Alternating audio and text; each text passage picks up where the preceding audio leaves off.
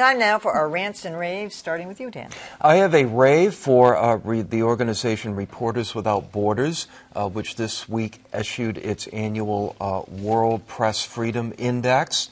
They do a tremendous job of keeping track of the state of press freedom around the world. Two notable findings. 2/3 of the countries in the world are now more repressive toward the press than was the case a year ago. Turkey, certainly. Nicaragua, by quite a bit. Something that they attributed to the rise of populism around the world, because running against the media is something that politicians do everywhere. The other notable finding was that the U.S. dropped from 41st to 43rd. In large measure because of the president referring to the press as enemies of the people. But as recently as 15 years ago, the U.S. was 17th. The Bush years, the Obama years, and now the Trump years have not been kind to freedom of the press in this country. All right, Joanna. So speaking of free speech, I have a rave for some sensible voices in the media who have come out and said enough with the situation of free speech on campus, and in particular, Ann Coulter being disinvited from a speech at the University of California, Berkeley, because the university said that there were going to be too many protests, too much violence, too many riots, and they rescinded the invitation. And people who are not necessarily fans of Ann Coulter, such as Chris Matthews of MSNBC, said, can't happen. And by the way, students, if you don't like it, just don't go to the speech. Coincidentally, that was also what Bernie Sanders said and what Elizabeth Warren said. And interestingly, this week, the president of the museum came out with a white paper about free speech on campus that's pretty concerning, and saying that that students today have a different perspective on what the First Amendment actually is, and that they really think of it as a right to not be offended. And this has got to stop. It's a serious issue. We talked about this last week. The students should be more tolerant, but you have to acknowledge that there's outside groups seeking to promote violence anytime one of these because that's what happened with the university then needs to step in too. And well, in the end, it was the student group that canceled her. First, it was the university, and then this last time, it was the actual. Because they were worried. Yeah. All right, Josh. My rave is for the Huffington Post, or what until a few days ago was known as the Huffington Post, because it relaunched, rebranded this week, and now it's just called HuffPost. Not Post. They're you don't want to say HuffPo around them. They don't like that at all. I like it. Now, the Huffington Post, the redesign was fine. There's nothing too exciting about it. But I will say what is exciting is that they have a new editor named Lydia Polgreen, who spent 15 years at the New York Times.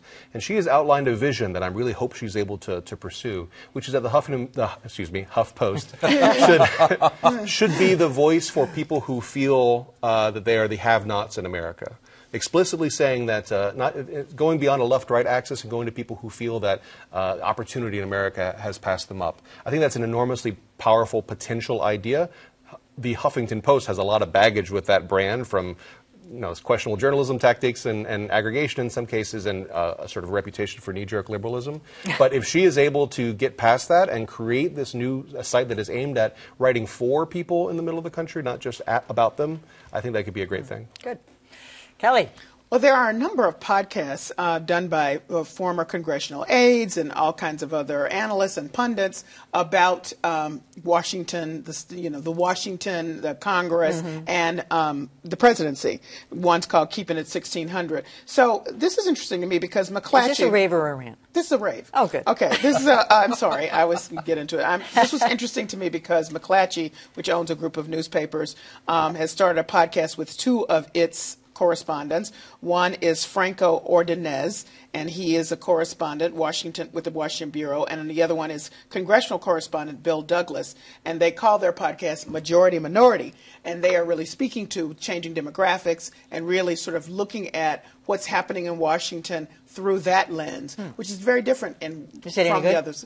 I think it's pretty good. Yeah. I do. I just rave-worthy. Yeah, right. No, I just wondered if you'd listen to it if you had past judgment. Yeah, I mean, my podcast thing, I'm usually missing Richard Simmons, as you know. Exactly. It's over. But I'm just saying, I know that. You got to do the Ponzi, supernova. Okay. All right. I have a rant this week for the Boston Globe. So they did this tisk piece about how Instagram was censoring this photographic exhibit from the MFA, which is the Imogen Cunningham. And then they put the image on the front page of the Metro, I think it is, and they did the same thing.